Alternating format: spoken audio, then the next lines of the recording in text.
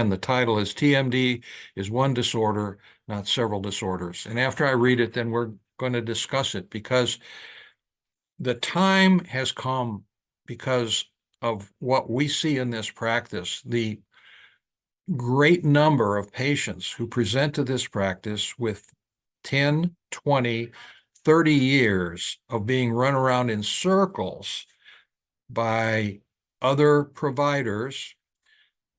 I have to assume each of them have good intentions. Many providers run around in circles for decades trying to come up with solutions to their symptoms that are all related to TMD.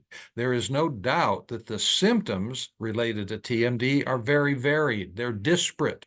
They're all over. They come and attack and address the entire head and neck and upper shoulder girdle, all the way into the arm. Those are the well-known symptoms. The problem is, up until now, no one has been able to make sense of all those symptoms until I didn't find the common denominator. The common denominator has already been there.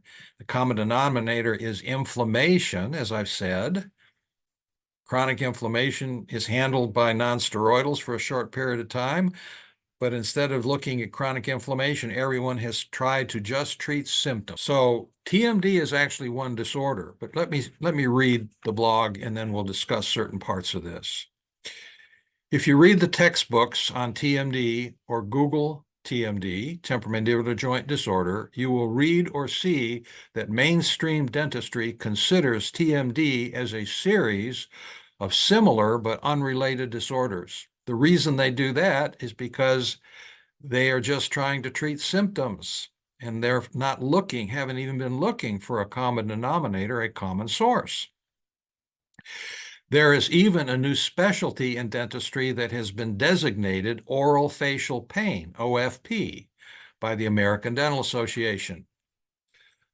The thought process making oral facial pain a specialty goes something like this.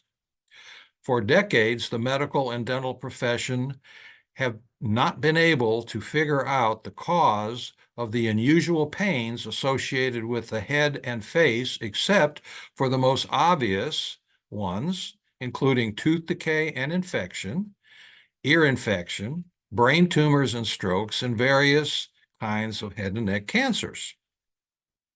2, if we can't figure out what is causing the unusual and less common pains, it must be complicated. 3, if it's complicated, then it needs to be treated by a specialist.